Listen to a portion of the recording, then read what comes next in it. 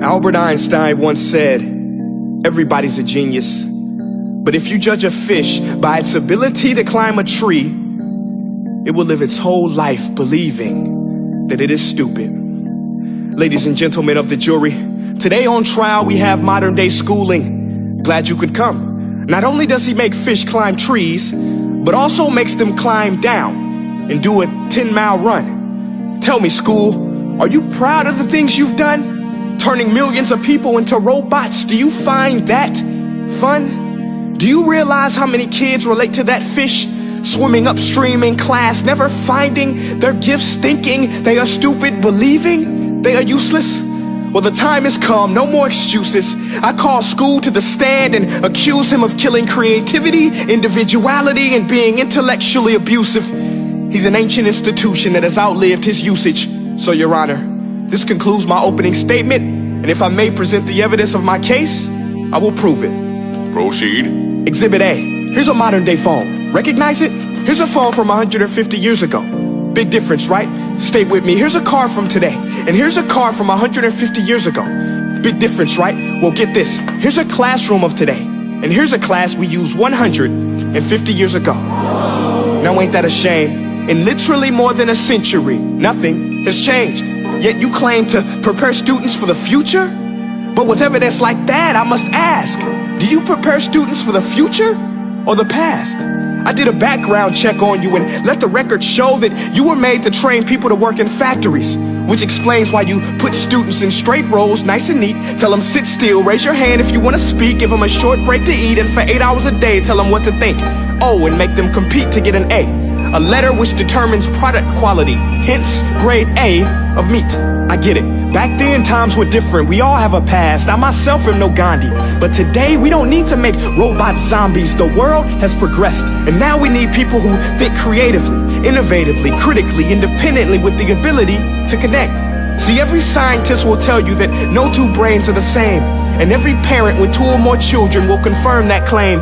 So please explain why you treat students like cookie cutter frames or snapback hats, giving them this one-size-fits-all crap. Watch your language. Sorry, Your Honor, but if a doctor prescribed the exact same medicine to all of his patients, the results will be tragic. So many people would get sick, yet when it comes to school, this is exactly what happens. This educational malpractice, where one teacher stands in front of 20 kids, each one having different strengths, different needs, different gifts, different dreams, and you teach the same thing the same way?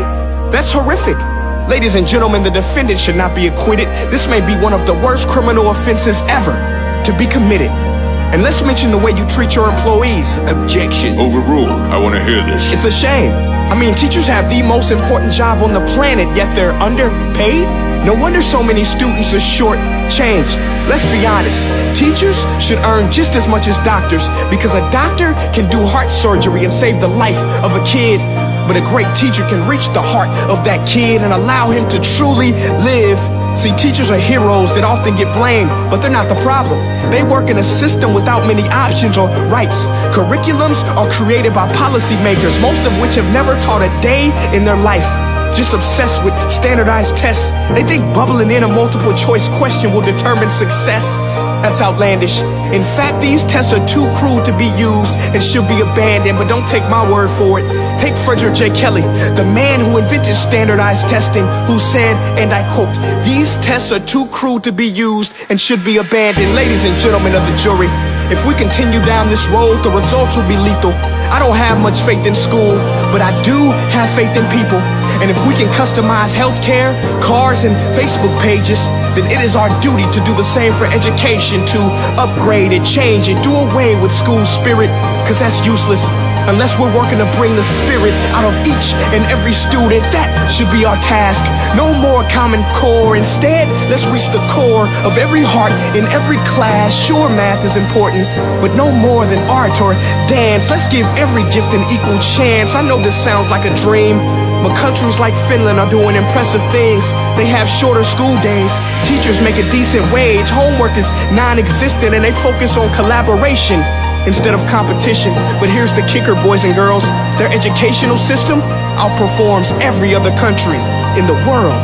Other places like Singapore are succeeding rapidly. Schools like Montessori, programs like Khan Academy. There is no single solution, but let's get moving. Because while students may be 20% of our population, they are 100% of our future. So let's attend to their dreams, and there's no telling what we can achieve. This is a world in which I believe, a world where fish are no longer forced to climb trees. I'll rest my case.